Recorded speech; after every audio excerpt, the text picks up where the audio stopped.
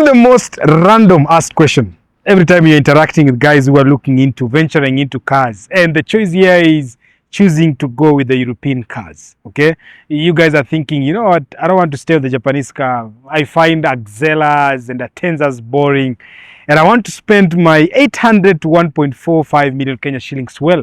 And the car I want here is a European car that will give me status, give me style, they give me fuel economy, will give me reliability, and ultimately it's a perfect European car.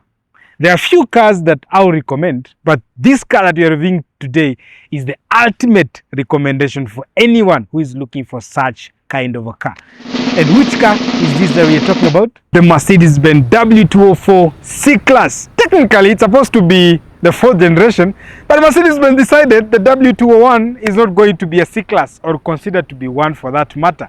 So this becomes the third gen Mercedes-Benz C-Class.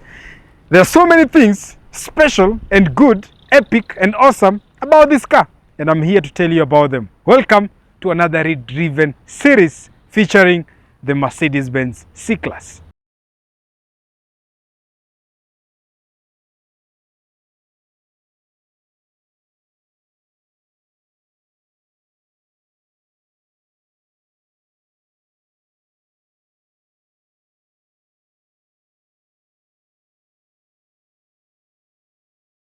Now let's get into it. So what exactly do you get when you plan to buy your Mercedes-Benz W205 C-Class? I need you to understand that this car comes in two configurations. So this car ran between 2008 all the way to 2015. And in between the year, they did two variants. So the first variant ran from 2008 all the way to 2011, and 2011 to 2015, that was another variant. This particular one is a 2012 model, so it's the newer variant, and it came with a lot of changes.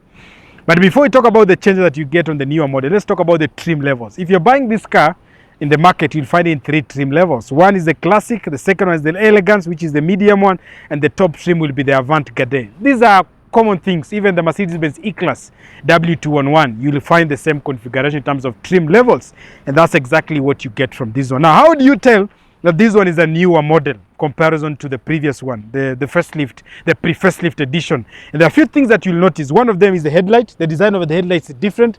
This one curves in a little bit and then comes down to that. And then the headlights itself again is LED. It has an LED globe there. And then down, these particular fog lights, if you buy the pre-facelift edition, haitakuwa LED. It will be the halogen round configuration one. So that's one thing that immediately you look at a facelifted variant of this car, these are the ones that will give it away. Okay. Now, if you buy the Avant-Garde, which comes with an option of having an AMG body kit, okay, it's called Sport. If you buy it from the UK, it's not called the Avant-Garde, it's actually called the C-Class Sport. So this particular one has that thing going on. I'm not sure whether it was adjusted by the owner who owns this car, or it came like this. But because it has it, I'll review it as if it's an Avant-Garde that has an AMG body kit. And the defining feature of that will be, one is, unlike the other, the Elegance and the Classic. The Elegance, the Classic, you won't get it with this logo in the middle. It will have this one here. And it's an abomination for any Mercedes-Benz purist to have this and this at the same time. You're either having this one or you're having this one. But let's talk about the AMG body kit of the Avant-Garde on the W204 facelift edition. Now, what do you get? You get this one as standard. You get the top trim, this strip here on the grille as chrome, and these ones are matte black. Okay, so you don't get chrome to that. That's a distinctive feature that you need to look at when you're looking at it. And number two, the front bump as well becomes a little bit aggressive and sporty, just like at this one. By the way, this car was given to us by Ocean Square Motors. These are our good friends, and you can find all their cars, including this one, on cashwa.africa. Just download the app from the wherever, and you will be Google Play Store, and you'll be able to get a full mechanical report and the condition of how this car looks. And I can tell you this car is in tip-top condition. If you're planning to buy a W204 and you're looking at one that is red in color, tupigie simu. The numbers will be down below. I'll tell you about the price and the condition at the end of this video, but right now let's get into it. So now that is what you get on this particular car. Now I need to talk about something else, because apart from all those things I've mentioned, there are a few things you need to know about the design of this car on the side profile. One, again, something that will give out the facelift edition is the side mirrors. As you can see, these ones are the newer ones. You'll get this one on an E-Class, zile mpya, the W212. That's the same design you get, which is quite good. LED, if you buy the pre-facelift edition, hazitakuwa LED. Let's talk about the wheels, because this is where it gets very interesting now. This one runs size 18 of wheels. I believe these are aftermarket, but they look sumptuous and good. I believe these are the same wheels you guys were recommending for me to run on my W211. And I'm considering them. And this guy has gone further. Not only is he running 18, but he has a slight offset on these rims.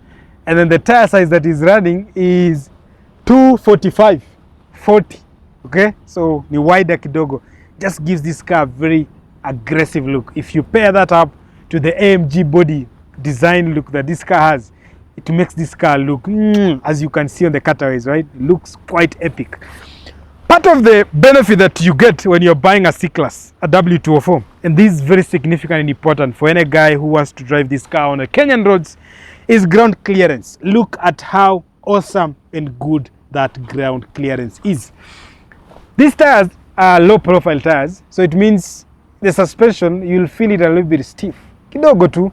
If you get them with a different profile, maybe a wider profile kidogo or a longer profile, if he's doing 40, if I do 55 on this one, they will still fit well, but this car will feel a bit softer on the road. But one thing I love about it is the ground clearance.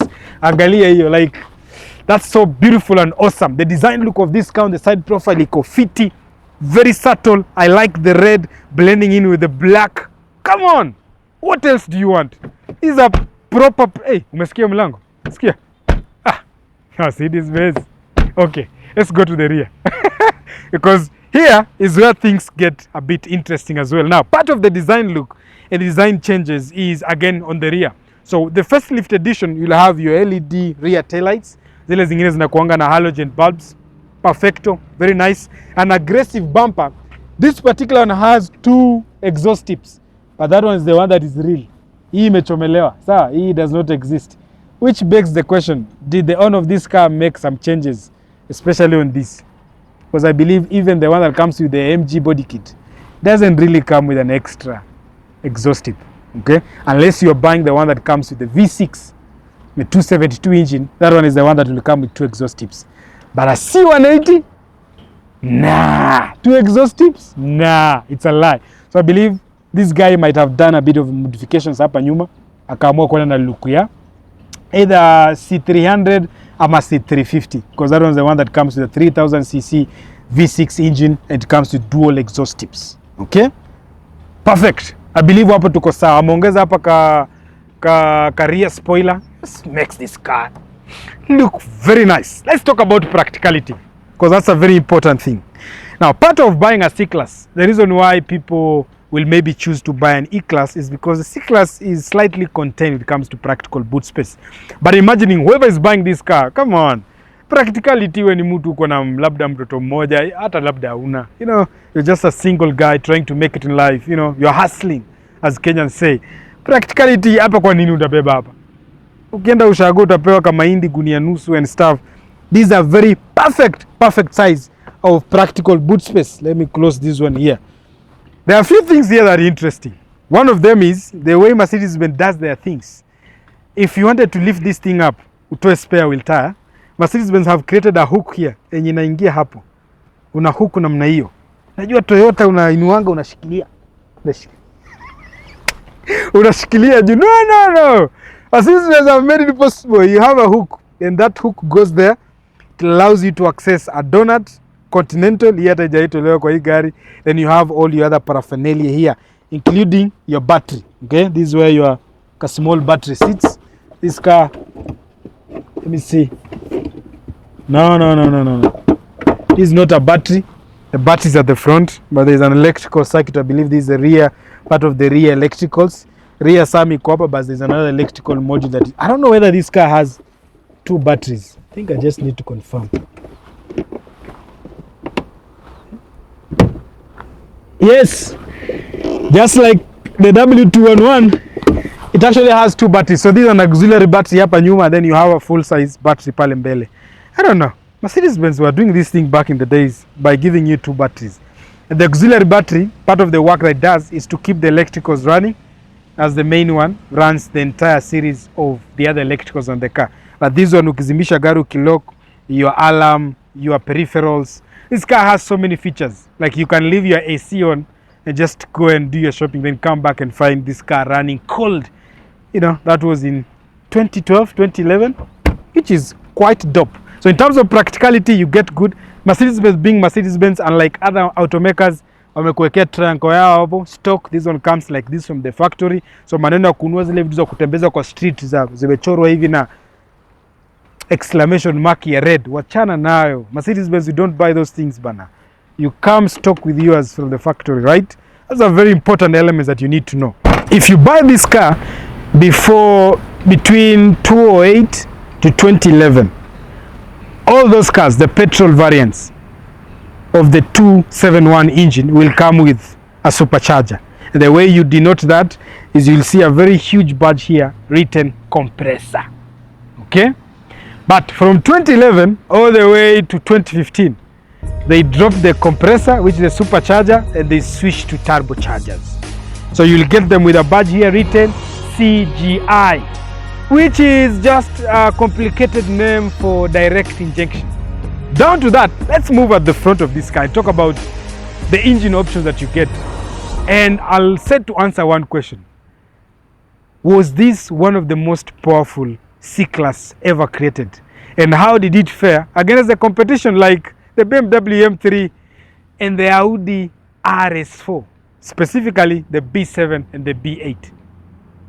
Now, people who are used to owning a Mercedes-Benz, you know that Mercedes-Benz has this thing with their hood, okay, where you can set it in this position, or if you want, you can just continue lifting it.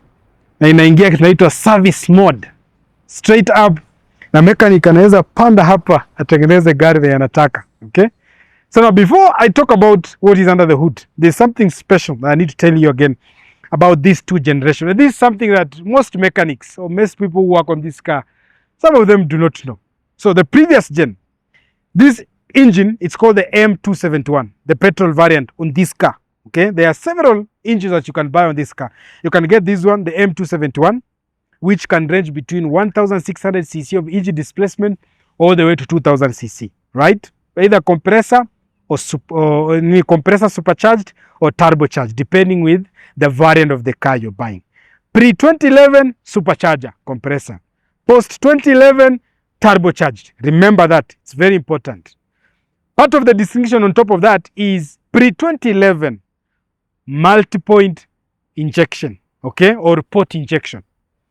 Turbocharged, the ones that come from 2011 kwenda mbele, hizo ziko turbocharged, zinatumia direct injection. Very important and very good distinction, because I'll tell you why they matter. And the reason why you will notice the difference between the two is if you buy that car, ukipewa logbook, angalia engine code yako. Kama engine code yako iko na KE, ujue hiyo ni port injection. Port injection ilikuwa fiti for dealing with things like carbon buildup, okay? But kama engine yako iko na DE, hiyo ni direct injection. Sawa brother? So hiyo inamaanisha they also improved the way. The direct injection here came in handy because it enhanced the way fuel is consumed to make these cars consume fuel better. I'll come back and talk about fuel economy and why it's important, especially from 2011 to 2015, if you're planning to buy this car. But let's talk about the other engine options that you get. So you can get this particular one, the M271, and then you can get the M272, which is a V6 Perfecto, and that M272 comes with two configurations. You can get it with a 3000 cc variant, and you can get one with a 3500 cc variant. Okay, so it's very important. If you find this car with a badge C300, you're gonna run 3000 cc of the variant, yeah, M272.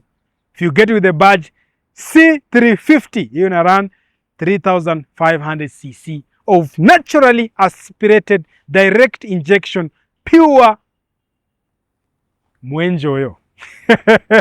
So, and then from there, then you go to the series engine, which is the most ideal performance engine that thrashed all the Mercedes, all the BMWs of that era on this platform, the M3 and the RS4, whether the B7 or the B8, and that is the M156, which is 6,200 naturally aspirated plant from Mercedes-Benz, which was the best sounding plant until now. There is no other Mercedes-Benz engine that sounds better on the exhaust, better than the M156. That one you can take it to the bank. Hata hizi mpya hizi, no, nothing sounds. Take that engine straight, pipe it, bro, you're good. Now let's come back to fuel economy and power figures, because that is where it gets more interesting.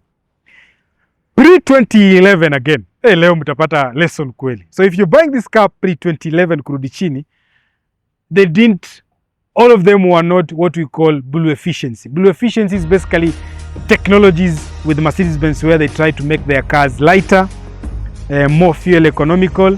You know, they are detuning them to make sure that they are very friendly on your pocket and even running costs. Okay, so that's the blue efficiency. So pre-2011, there were options that came with a blue efficiency badge. If you got those ones, then know that your gearbox is lighter. That car sat slightly lower by around 10-15 millimeters. You know, it had better drag coefficients. Even the type of tires and the wheels that car ran, you know, they are slightly different to make sure that it enhances fuel economy. But from 2011 going forward, when they brought in the newer face, all the petrol variants of that car became blue efficiency. Okay, so if you hear somebody telling you ati ukipata 1800 ndio inakuanga blue efficiency, it's a lie. The blue efficiency badge will run all the way, especially if you're shipping this car from Japan. Even on the C350, bado itakuwa na badge ya blue efficiency, and the reason behind it is down to fuel economy. So there are few adjustments that were done on the tune, on the wheels, on the size of the tires, you know, how the car sits, it was lower. Those things I've said to just make sure that this car runs efficiently for your pocket. So that's something you need to know. So if you're buying this car from 2011 kwenda mbele, you're buying a very fuel economical car, because it can give you upwards of 18 kilometers per liter, which is quite epic and special. Now let's talk about this engine. Now this engine is an 1800cc because you have a C180 badge at the rear. So it's an 1800cc direct injection turbocharged petrol engine, putting out 156 HP and 250 Newton meters of torque. You will still get the same engine with a badge C250, which is a 2-liter variant that puts out slightly more power, around 204 HP, around 350 Newton meters of torque. Now, if I talk about these numbers, they look small, they don't look fancy, but trust me, you'll be surprised with how quick this car accelerates and how it puts you on that seat. It's a very agile and sporty car to drive. Let's talk about the competition, because this is where I get a bit controversial. In this era, and one reason why I'm going to consider this car over an Audi RS4 of this era, B7, B8. I'm going to consider this car over a BMW M3 of that era, okay? And the E92 looked good, by the way. The E92, the wagon variant of this one also has a wagon, which in the UK they call an estate, which equally looks better, but the E92 on the BMW variant looks slightly better. But let's talk about the bone of contention, performance. If you're running these cars on the most powerful engines, this car thrashed all those cars any day, anytime, anywhere.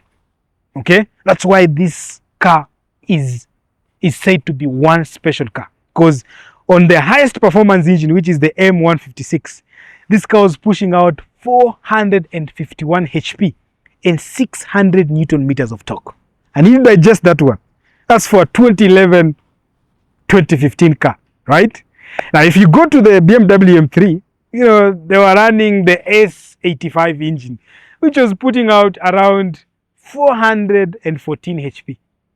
Actually, it's not even, it's 414 HP and 430 Newton meters of torque. There was nowhere that car will see this one. If you buy the RS4, if you buy the B7 variant, peli kuna fanya 414, inapeana 430 Newton meters of torque. But if you buy the B8 variant, it was doing 444, which was an improved version in terms of power. That's 30 horsepower more.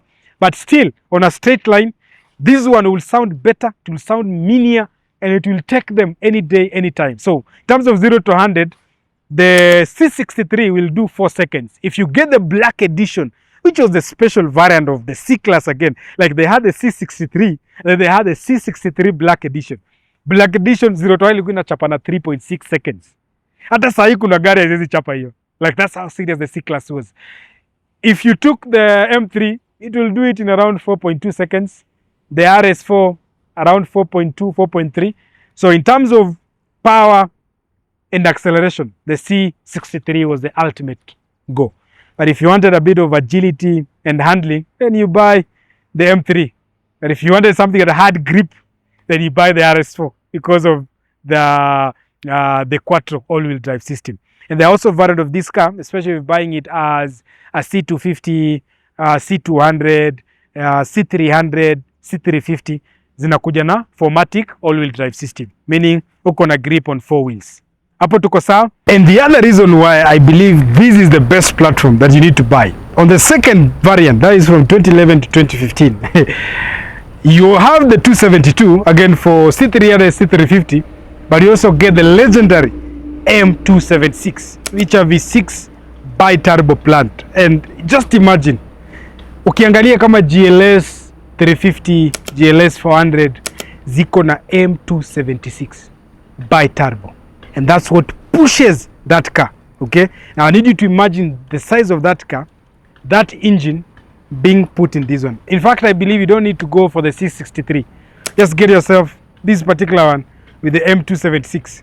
You're done. You're good to go. And I know those of you who are planning to buy this car asking themselves, how much will it cost me to run this car for a year? How much is the service? What is the major service on this, and how much does it look, or how much does it cost? Here is a technician from CARSURE to give you an awesome breakdown so that you make an informed decision.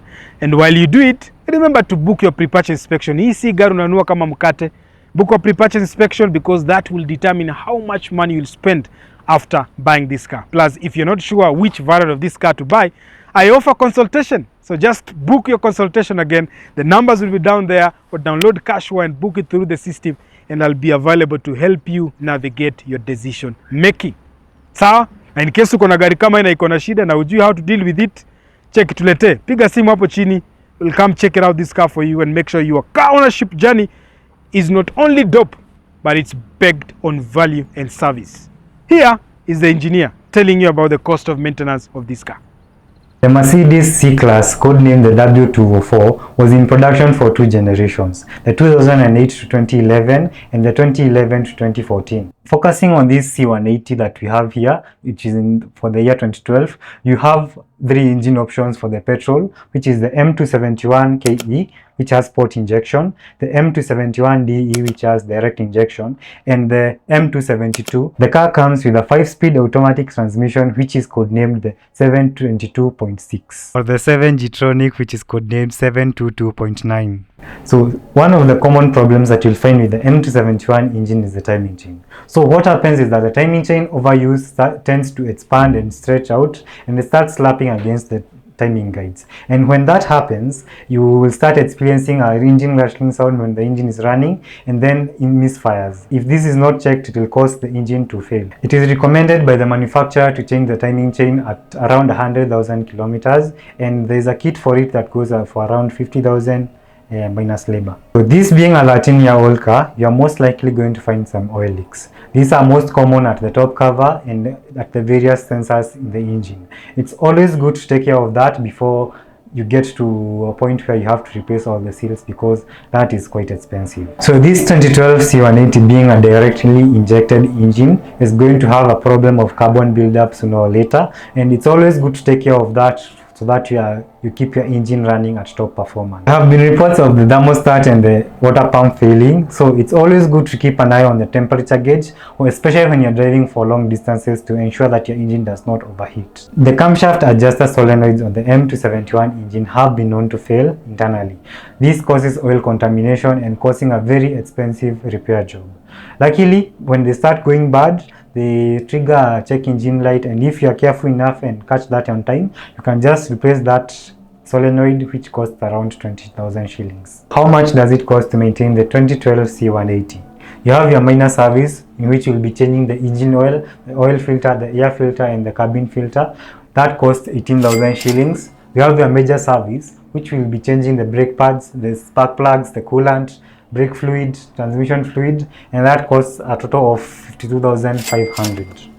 You have insurance, which taking at 3% of the value of the car, which is 1.2 million, will be that 6,000. So how much does this translate in 2 years? So for minor service, you will do 4 minor services in the 2 years. That is 144,000. For major service, you can just do one major service after 2 years. That will be 52,500. Insurance, that will be 36,000 per annum. You multiply that by 2, you get 72,000, which gives you a grand total of 268,500. And for some bonus items, in case you want to change your suspension, that is the full suspension overhaul, it will cost you a total of 160,000. In case you want to change your engine mounts, that's a total of 34,000 shillings.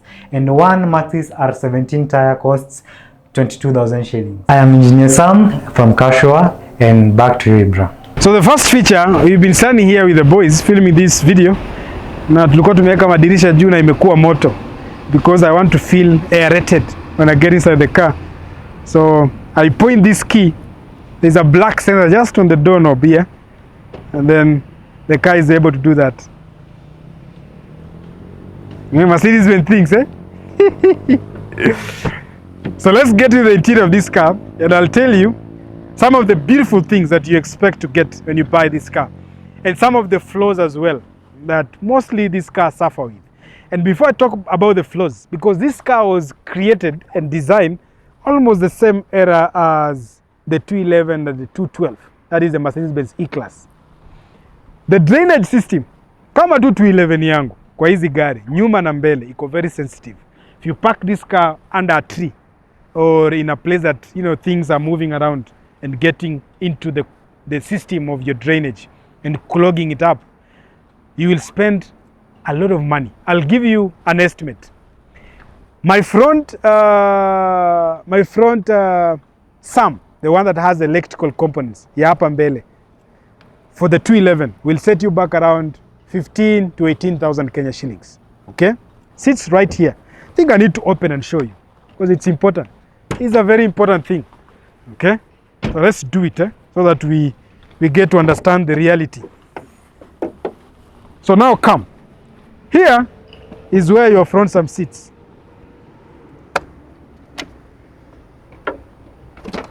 See that? That's an electrical front SAM. This car has two, just like my E-Class. There is one at the front, there is one at the rear. Okay, I'll show you at the boot. The drainage, water comes right here. Naona hapa mahali hii kitu iko. Hii ni maji inapitia hapa. Okay? Then ina drain down, inaenda. So hapa ikitoboka, water will get into this thing. Now, this thing will set you back for this particular car 45,000 Kenya shillings. Okay? So in terms of drainage, make sure when you are checking out this car or you are looking at this car or you have this car, drainage yako ikuwe ina move fiti. Hii plastic hapa ikuwe poa, isikuwe na mashimo. Make sure there is no water getting into the electrical components, both at the front and the rear. Hapo tuko sawa? Hiyo ni kitu unafaa mjue. Wacha ni lock hii kitu. Hapo tuko sawa. So now let's go back to the interior, because that's something I needed to mention that is very important for you to understand. So come to the interior of this car.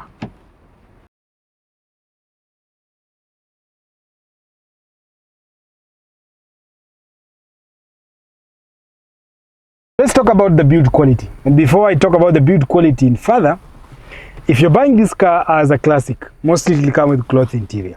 If you buy it as an elegance, you can get it with an option of cloth or leather, right? If you buy it as an avant-garde, you can also get it with cloth or leather. Now, this is the avant-garde, I believe. With the options I'm getting here, there's no way this can be an elegance, but I'm not sure because I believe there's some body kit going on in the exterior. I'll just confirm, and I can't tell. I have no badging on this car, so it's difficult to tell exactly what. But based with the way I'm looking at it, it can either be an elegance or an avant-garde, the way it sits. Now, this cloth interior that we have here is what Mercedes-Benz calls Liverpool. Liverpool team, ile ya Mo Salah, okay? And one reason why I believe this Liverpool name is very serious is because it still looks quite good even now. You will never walk alone if you buy this car, because it holds up in terms of quality, and that's what Mercedes-Benz has made sure that you have on this platform of the W204. Part of the other distinctive feature that you get when you're buying the pre-first edition 2011 kurudi chini na 2011 kwenda juu. 2011 kwenda juu utapata hii static screen. This one. Again, a revised variant. It looks slightly brighter. Iko na reverse camera. The other one, there is a protective cover hapa. Okay? Then there's like a screen that protrudes from that thing. That's only one thing I don't like about it. But this one, they are trying to go after the 212 look. If you own an E-Class 212, then you know the same setup of the screen that they have. So that's what you get. This one is updated with the Mercedes-Benz command, just like the previous one. But this one has few enhancements here and there, which is quite good. But in terms of the design quality, this is what C-Class has been looking like since ever. And this is what you get, even on the updated variants of the W205. They have tried keeping this console here looking the same. Okay? Now let's talk about some few interesting things, like perks and features. If you open the glove compartment, because they know you own a Mercedes-Benz, you have 2 steps of glove compartment. But there's something interesting. Under this glove compartment, there's like a point where you can clip in your pen. That's one quirk and feature. Okay? Naeka hapo kakalamu. Haita ruka. You know when you're driving your car, then you hear a thing make noise. Pakapala. No. They said if you have a pen, instead of kuyeka huko kipiga makelele, I've given you a provision to clip it in. And you have these circular AC vents, again retro design. If you own a W124, W212, not 212, the 202, it has those circular vents, so they kept that retro design. And that one is also reflected on the instrument cluster, which has 3. I like this way of displaying data. I think Mercedes will need to go back to this. Okay, this is more, I don't know, these digital screens now, they're messing up the entire thing. But this was quite good. You have your speedometer in the middle, and you have your fuel and temperature gauge on one side, and then you have your tachometer on the other side. Sporty, straightforward, and awesome. Driving modes. I've not talked about the transmissions, because pre-2011 kurudi chini, you'll get this car with an option of either 5-speed auto or a 7-speed on the last variants before you switch the facelift. But this one from 2011 kwenda mbele, you only get them with a 7-speed automatic. Unless you're going for the most powerful one, which is the C63, and you get it with a 7-speed speed shift MCT. MCT basically is a dual or a multi-clutch system. It's called MCT, is multi-clutch technology. Okay, so multi-clutch means you have more than one clutch going on, and then they deleted the conventional torque converter for another system. So basically the MCT is a manual transmission that is being actuated automatically. Ni kama DSG ya Mercedes. Okay, wale wase wako na Audi, wako na VW. That's what MCT stands for. That gearbox is awesome, sharp, shifts like nobody's business. So in terms of driving dynamics, that's what you get in terms of transmission. In terms of driving mode, kama you only have 2 driving modes. You have Ecom and you have Sport. Sport, shifts inakuwa aggressive, steering inakuwa bit firm, throttle response yako inakuwa bit better. Kuna turbo like kwa hii gari tutatest tukifanya driving experience, but just know that the S makes it a bit interesting, and this car pulls. Man, I can't believe this car can do what it does now, but it pulls quite well. Again, you have your center console. Mercedes have kept their bisexual opening design since then, so you also get that one. Hapa nuko na auxiliary port na USB charging port, which is quite interesting and awesome. Let's talk about something else that is interesting. There is a feature here. Again, this is another quirk. Wale wasa quirks and features. Yeah? So let me show you something. If I lower this window, and then I lower that window, and then I'm driving, and suddenly it starts raining. Nastaka kushika hizi mawindow zote nifanye. If you press this button here that has the recirculation AC on and hold it in, itapandisha video zote automatically. Okay? But it doesn't stop there. Now, after the rain has stopped and I want to take these windows back to where I was, I just press that button and hold it back again. Text back the windows exactly where they were. Naona hii imegwamia hapo, ile imegwamia hapo, sasa zimerudi chini. Mercedes-Benz, being Mercedes-Benz, okay? In terms of your seat adjustment, of course, these one are manual. No, these are electric, but back then they hadn't put your electric thing here. So you'll adjust them on the seat. Then pia ilikuwa na lumbar support, yenye kuna ka lever hapo na twist, in adjust lumbar yako. Very comfortable seats. These are car you'll enjoy driving for a very long distance without having problems. Piano black to just do your finishing touches. Quite awesome and beautiful. And before we jump at the rear, so that I can show you how practical this car is, because I believe this is one of the most spacious C-Class you can buy, there are a few things that I don't like, okay? And these things that people experience with either this car or even the 212. And this is the peeling of the buttons. Hapa ndo alianguka peke yake. The peeling of the buttons, you can see it here. That's one very not good thing. And again, you know, you'll adjust this thing manually. For this age and time, I believe it's okay. Plus, this is a budget entry Mercedes-Benz.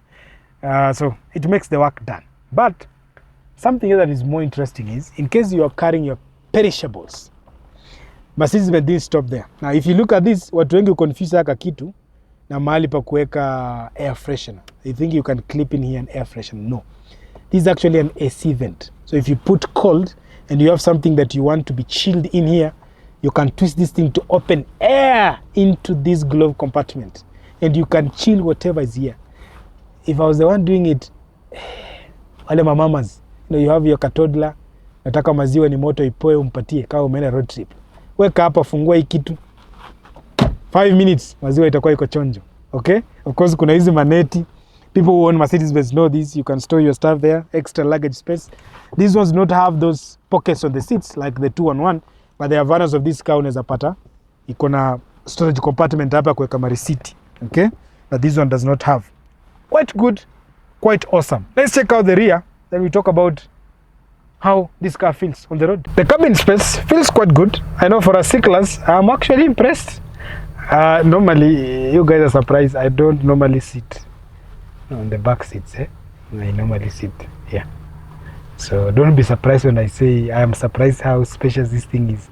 Quite spacious, quite practical. You get your ISOFIX points hapo. Ingine ndo hii hapa kuweka mtoto in case uko na child seat unataka kubeba, which is quite good. Something that you get. Oh, that is not good, Mercedes-Benz. I believe this should be the elegance. Because now if you buy the Avantgarde, should have that center thing that drops here. And that gives you the 2 cup holders. But here ina. So hii ni elegance. Okay? But you get some ashtray hapo, 12 volt socket. Si tulisema natumia mbele, then you have these pockets here. But in overall, look at my legroom. Acha nitoe chupa hapa. Look at that legroom. This seat is stretched almost to the final point. Yes. And I still have very good space. My headroom is quite good. I love this, and this car feels quite solid. The build quality is awesome. Of course, Liverpool cloth. I don't know why they named it Liverpool. Tuendeshe hii gari. Yes, Mr. Mbugua. Welcome to Driving with the Man. Driving with the Man. Nasikia sasa hii reverse nikipiga. Nasikia kitu yenyewe gari nasema. Inakwambia iko na park assist. Tujaribu. Iko na park assist, ndio hii hapa. But sasa unajua unafaa upaka assist kwa magari zingine. Kwa magari zingine ndio. Sasa hapo najua tuna park assist. But tunataka tujaribu. Tutajaribu. Acha tujaribu tuone kama itawaka. Bado unajua kuna kwa magari zingine. Nasikia. Ina park vertical. So haiwezi park. So inaweza park hii, kuna hii nyingine hapa. Kuna hii ya vertical, kuna hii nyingine. Hiyo si ndio? Interesting. Sasa tujaribu na hii hapa mbele tuone. Acha tuone kama itapata parking, which very interesting. Aje for a 2012 model. Sasa tumepita hiyo, tujaribu tuone kama itapark. Ikipaka iswe natoka kwa hii gari naenda. Inakata. Inataka gari kadhaa Mbugua. Gari kadhaa. Ndio hiyo inajipaka. Walai. Cheki. Lakini inajifanyia parallel parking. Anyways. Tuende kazi. Iko na park assist. Hii ni generation ya pili, so from 2011 kuna 2015 kuna vitu kadhaa wali improve. Like walikuja na a lot of technology. If you buy the earlier model, the one that comes with the compressor. 2011 there are few things you'll never get. But if you buy this one, the newer one. Pande waliweka haka kitu waka na anoi kwa kila gari. Yes, the parking sensors ya mbele na nyuma standard. Kuna vitu kama drowsiness assist or attention assist. So ikinotice mkono kuna kikombe hapo. Drive for a long time ina feel una wavu kwa barabara.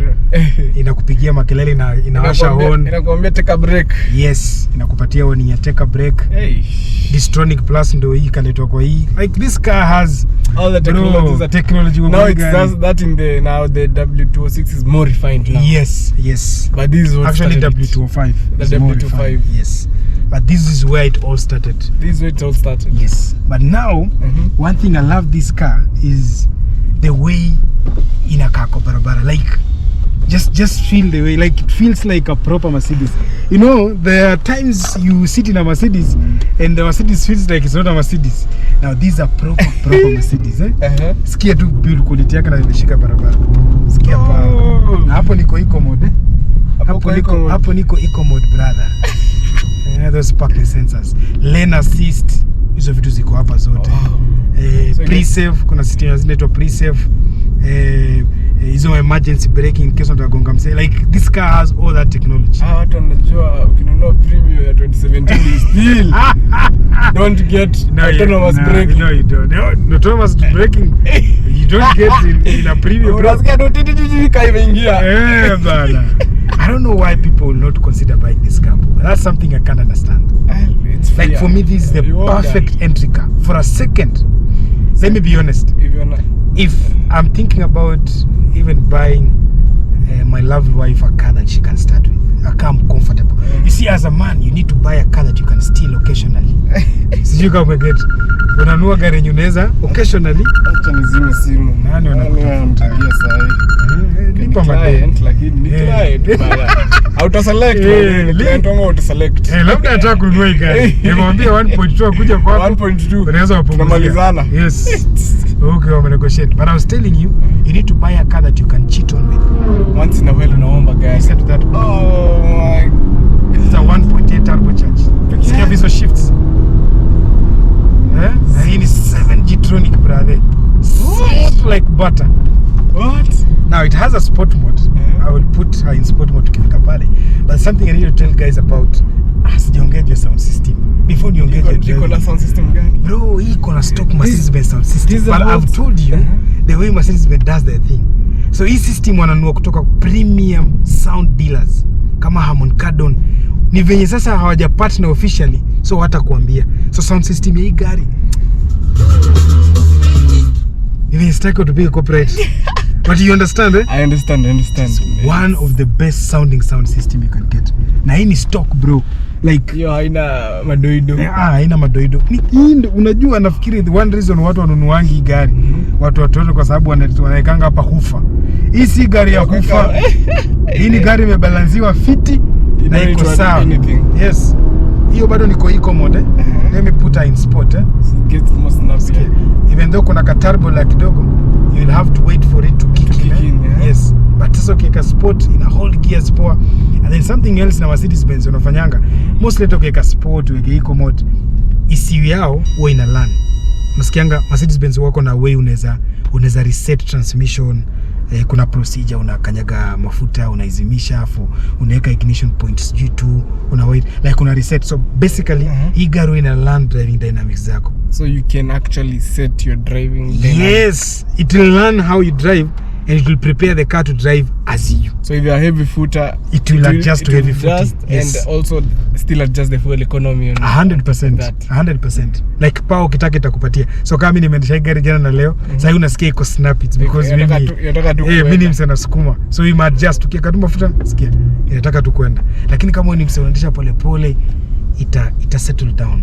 You drive to become not a kawaida per se, but yes, it will be subtle. Yes, you can't even feel the shifts. One of the mi upenda transmission mbili. Mi upenda 5-speed G-tronic, the one that is in your 211. Now that one was meant to carry torque. Hiyo inaweza carry torque upwards of 1000. Iko sawa without modification. That diesel version. Yes, even the diesel variant, yes, mostly on the diesel variant.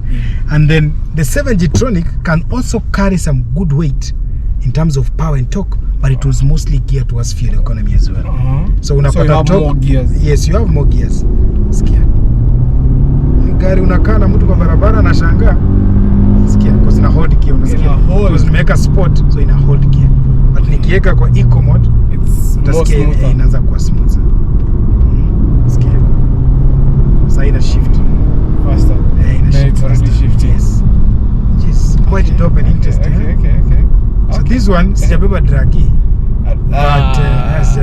but this was one we could do 0 to 100. I think this one will do a 10 seconds. Yeah. Good, 100%. clean 10 seconds without 100%. without forcing it. 100%. And as we always say that there's something that you said that you said in one of our upcoming videos that yes. Happiness is on the other side of fear. Bro, watu wa premium. Ukiendelea kuogopa. Watu wana enjoy. Agreed. That's so true. Because honestly, right now for a 2014 Toyota Premium, if you do not have 1.5 Kenyan million shillings, you do not have that car. 2015, 2013, 2010 is even going for 1.2. Let me give you a secret about buying cars that people do not know. Okay, so if you buy premium cars like this one, for instance, premium cars are built with extensive features, safety and extensive features. Sawa mbugo, kufikia hapo kwa saa naingia tu jamaa tangoja. Safety and extensive features, right? Now if that car gets old, you don't lose those features. Hiyo ndio kitu watu hawaja understand. They still there. Unaona kama 211 yangu ni ya 204, but iko na features zenye ziko way beyond its time. I am enjoying those safety features, those now. Technological advancement features now. A car that is 30 years old. Umeget? Okay. Rather than ununua modern car enye unauziwa reliability peke yake, and the only thing unapata ni viti uncomfortable, a very hideous sounding CVT, and a face that a mother will only love. Umeget? You will not even enjoy the journey. How do you enjoy? What on enjoying aje kuanzisha premium from here to, let's say, location kama Taita Taveta? What do you enjoy in a premium? I think you just enjoy. Reliability is off the table, literally. No, everybody sells reliability, but what is reliability? Reliability is the piece that a car gives you in terms of the ownership experience over a certain period of time. Okay, and how much money or headache you spend on it. Now when niambie hii gari ina run the stock engine, ina run the stock transmission, ijaifanyiwa anything, umeget, iko na mileage ya 136. Mbona kusumbua? Like hii gari ni kuservice na kuendesha, ni kufanya suspension, na hii gari una change after 5-10 years. And there's something you've always said about Mercedes-Benz is when it comes to the parts, yes, it is yes, they might be expensive, but they will last longer. 100%. Utarun through suspension ya premium. Ya premium utakuwa mara mbili, hii ya change tu mara moja. Hata and premium mara sita. It's actually the same cost. 100%. If you think actually, about it, less. This one might be cheaper in the long run. 5 years, ukiangalia amount to spend kuchange suspension ya premium, na 5 years kama una run the same suspension kwa hii gari, this will be cheaper. Because this one is usually have 5 years guaranteed. 100%. When it comes to like kama 211 kwa tuna change stock suspension after 20 years. 211 kwa na kwa nafikia shock kwa natoa zilikuwa zimechange. No, they are the original shocks from the manufacturer. And they are still running. Yes, they are still running. That tells you the build quality of what these guys do, which is quite interesting. Now, kuna features zingine ziko hapa, ziko interesting. Kwa mfano kama hii time kulikuwa na auto hold mnaikoa ma button. Wow, it was already hii iko kwa brake. So the one that you tap twice ama unafinya ndani una hold kidogo inaingia auto hold. Bwana. Endo tunune premium yako alafu watakushambulia je hata gani baba. I'm still selling premiums. Yes, if you want a premium, I'll still sell you. Yeah, but this is more value for money. But if you ask me, it's more value for money. If you wanna enjoy for less than 1.5 million Kenyan shillings, go for W204. 100%. 100%. Hata uko na ile supercharger bado uta enjoy better than the yes, guy with. Of course. Ndio. Yeah. But sasa mimi the perfect spec ya gari. Najua watu wanazofikiria wanunue C63, that's expensive, you can't get them in the market. I believe whoever has it maybe ni mtu mmoja. Of course you can buy this shell and then buy matumbo ya hiyo yote and then come swap it in and get your C63.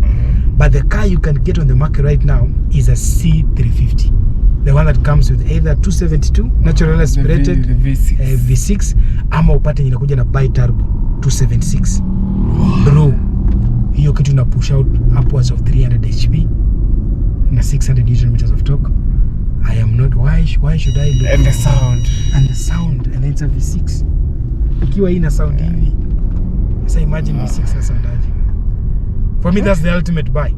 And I'm thinking, at some point in my life, I'm going to buy it. With the 76? Yes, because this one, I like the weight of what you get on the C-Class. It's lighter, it's more agile. Unaweza fanya a lot of things with this platform. Get with a powerful engine, unlike the 211, you're in business. Like ini gari unaweza kwa track na ukule nayo say, ukipata in the bright configuration. Sikia venye na pull.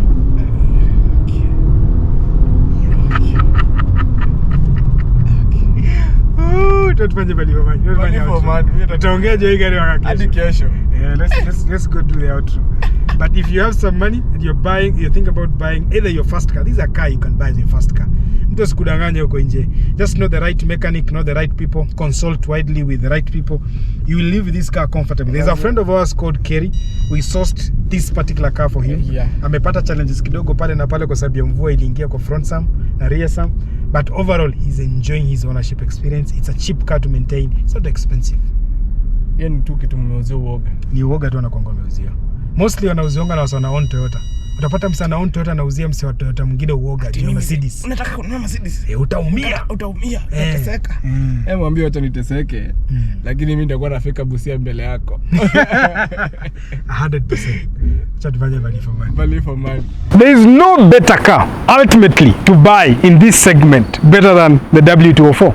If I was the one buying it, I'll of course go for the second gen, the one that runs from 2011 to 2015, because it has newer improved features, it has better looks, and the design language is slightly more refined.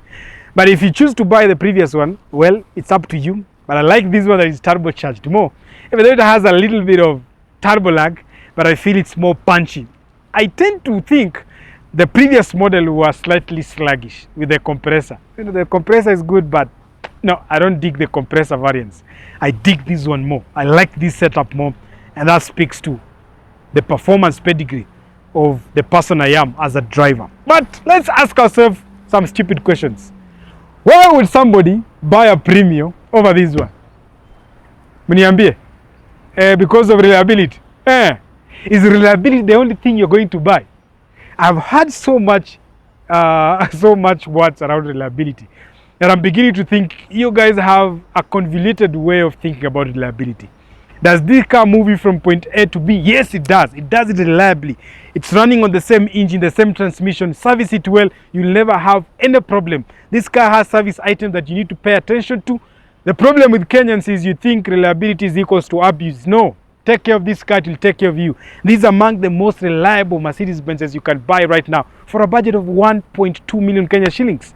Where else do you get that kind of a deal? Now, let's talk about the other thing. Does a Premium offer you elegance? Does it have a 3-pointed star? Does it give you the features? Like this car has auto parking, for crying out loud. Why would I buy a Premium 260? Why? Okay, I'm starting to rant, right? I hope you guys have enjoyed this special episode of Conversation Redriven. I've been your host, Ibra. You can call me Ibra T if you like. See you on the next one. And please, if you want to buy this car, I can tell you this one is in tip-top condition, good quality. You're literally going to fix very little or minor on this car. Call the numbers down here and go pick this car and drive it home and enjoy an awesome car ownership experience.